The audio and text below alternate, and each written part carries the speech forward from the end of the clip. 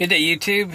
It's September the 8th, 2017. This is the dash of my 76 F250 Camper Special pickup. I bought it at an estate sale. I've put a couple thousand miles on it since then. It had 38,863. It's got 41,868, so I guess I put 3,000 on it, which has been tough to do because it has just never quite run right. I'll take you a little picture.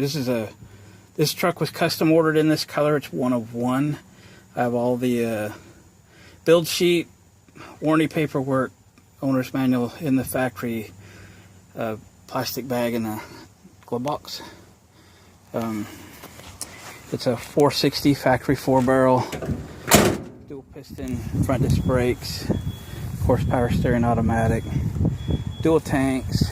Those are factory Ford camper tie downs, and that is a 4-foot extendable rear bumper, so you can haul a big old camper and still haul a trailer.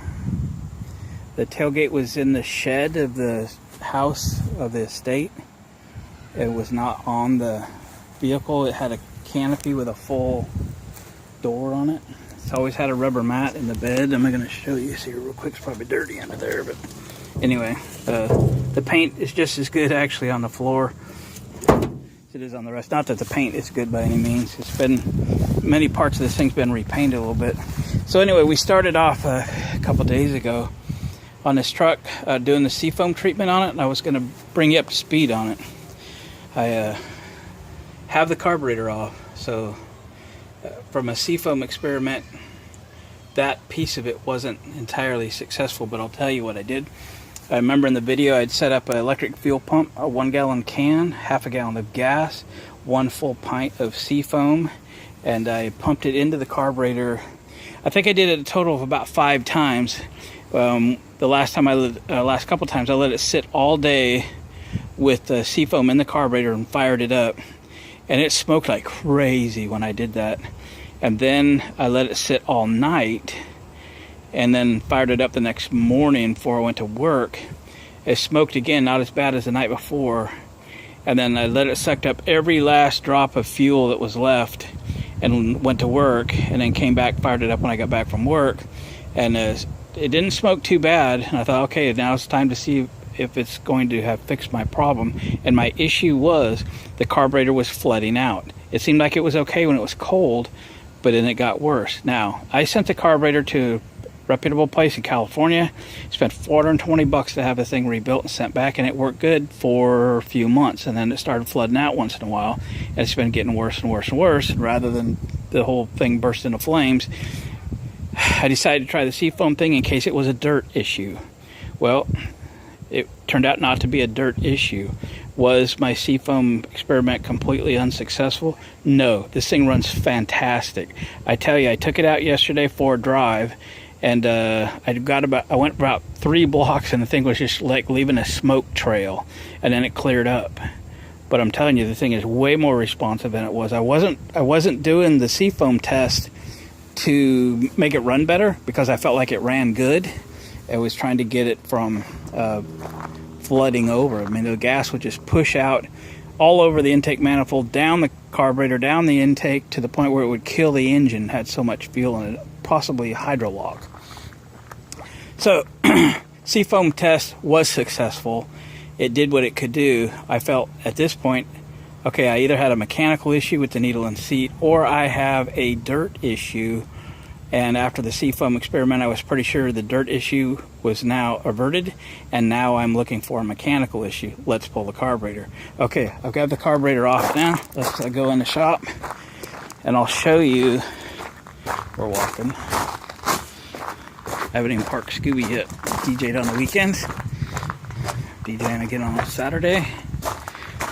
Okay, those are have gas on them, so I pitched them out so they'd dry out. Don't want them in the barn. Okay, so we're in the shop. I've got the carburetor apart. You can see how pretty it is because, like I said, it was professionally rebuilt. And it didn't take me long, and I spotted the problem. And this is the problem. See if you can figure it out. There's a needle and seat. Can I tell this to focus there? Yes, I can. Look what happens. Look what happens when the float goes up. I know I've got this upside down and the needle is back in its hole. But do you see that tab? It's hitting the brass part of the seat before it has a chance to close off the fuel. That thing is bent improperly. Somebody did no jack. In fact, it's a little bit sticky in the down position. This is upside down, right? So the gas would float. The float. Okay. Oh, wait a minute. I'm backwards on this, aren't I? Yeah, it's sticky. So I believe what the issue is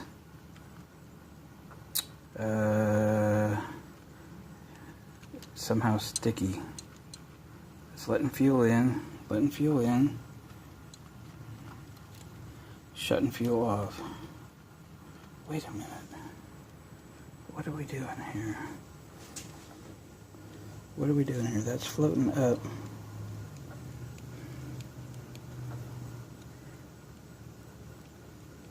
What are we doing here? I'm backwards. I am backwards. Okay, so let's salvage this video a second here. That's supposed to let fuel in. That's supposed to shut it off. It's supposed to shut it off. It doesn't stick. It does not stick. It moves freely. There is something wrong with this needle and seat, but what is it? This isn't going where I thought it would go. Let's see if I can get a light on the subject there.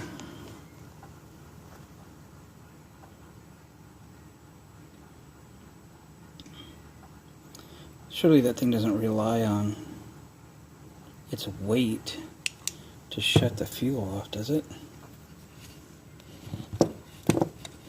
Come on.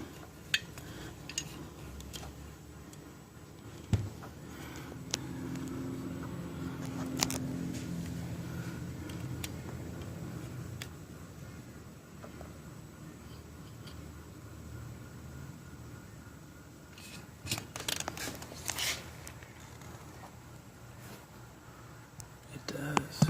Look at that.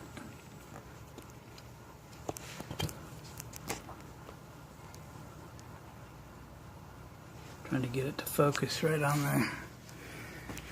This is a